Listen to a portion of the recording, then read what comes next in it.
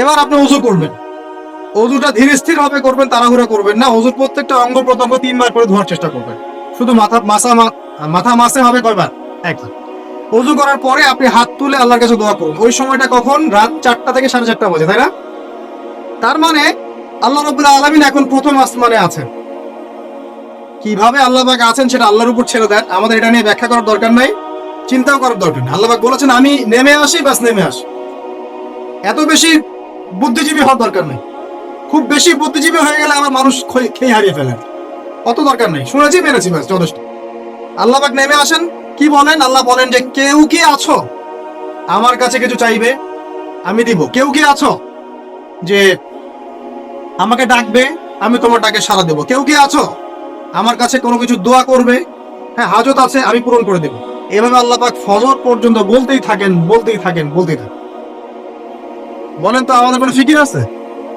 আমরা সবাই ঘুমাই কয়টায়? হয় একটায়, না দুইটায়, না তিনটায়, ম্যাক্সিমাম এখনকার। আমি যে বিষয়টা নিয়ে কথা বলছি এটা খুবই কঠিন। 9টা থেকে 10টার মধ্যে বা 11টার মধ্যে ঘুমাতে হবে, এটা খুবই কঠিন বিষয় এখনকার জেনারেশনের কাছে। এর জন্য প্রথম যে কাজটা সেটা হলো রাত্রেবেলা স্মার্টফোন আর চালানো যাবে।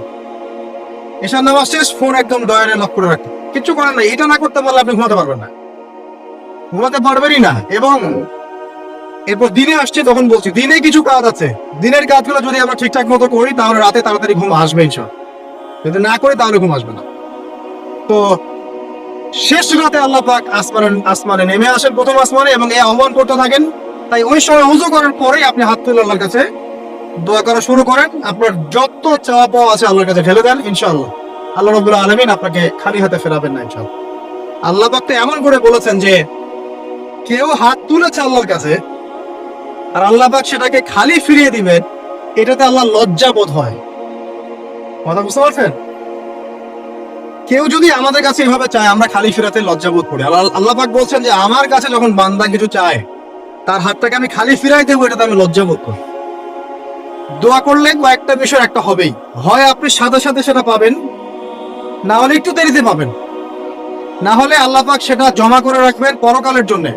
পরকালে যখন আপনি দাঁড়াবেন আল্লাহর সামনে, আল্লাহ বলবেন দুনিয়াতে তুমি এই বিষয়গুলো চেয়েছিলে, আমি দুনিয়াতে দেই নাই, পরকালে তোমার জন্য সঞ্চিত রেখেছি, এখন না। তখন মানুষ কি বলবো জানেন? আমরা বলবো যে আল্লাহ দুনিয়াতে কিছুই যদি না পাইতাম, আজকেই সব দিতে, তাহলেই হতো। তো বেশি বেশি দোয়া করার অভ্যাস তৈরি করেন, বেশি বেশি দোয়া করেন। দোয়াই ইবাদত, আর দোয়া হুয়াল ইবাদত, দোয়াই ইবাদত। দোয়া করতে থাকেন, ইনশাআল্লাহ দেখবেন আল্লাহর সাথে আপনার সম্পর্ক গাঢ় হবে। যার সাথে আল্লাহর সম্পর্ক যত বেশি গাঢ় হবে, ইনশাআল্লাহ সে তত বেশি পরকালের বাসিন্দা হবে, দুনিয়ার বাসিন্দা কম হবে। আল্লাহ পাকে নূর এবং মারিফত অর্জন করতে পারবে ইনশাআল্লাহ তাআলা। এবারে আমরা কি করব? এবার মিনিমাম 2 রাকাত নামাজ পড়ার চেষ্টা করেন। রাতে সালাত 2 রাকাত করে আপনি 2, 4, 6, 8, 10, 12, 20 পড়তেই থাকতে পারেন, কোনো সমস্যা নেই। কিন্তু মিনিমাম 2 রাকাত নামাজ তাহাজ্জুদ আপনি পড়ার চেষ্টা করেন। করা যাবে না? আর নামাজটাকে তাড়াহুড়া করবেন না, কাইন্ডলি আল্লাহর ওয়াস্তে তাড়াহুড়া করবেন। রিল্যাক্সে কেরাত করেন, কেরাত পড়েন, রুকুতে সময় দেন, সেজদায় সময় দেন, 2 সেজদার মাঝখানে সময় দেন, শেষ বৈঠকে দোয়াগুলো করেন, তারপর ধীরে স্থির ভাবে সালাম ফিরান, হাত তুলে দোয়া করেন, সময় দেন। কারণ আমি কি বলছি, সূরা জারিয়াতে 56 নম্বর আয়াতে আল্লাহ পাক বলেছেন দুনিয়াতে পাঠিয়েছি শুধু আল্লাহর ইবাদত করার জন্য। তো যে কারণে এসেছি, এটাতে এত তাড়া কিসের?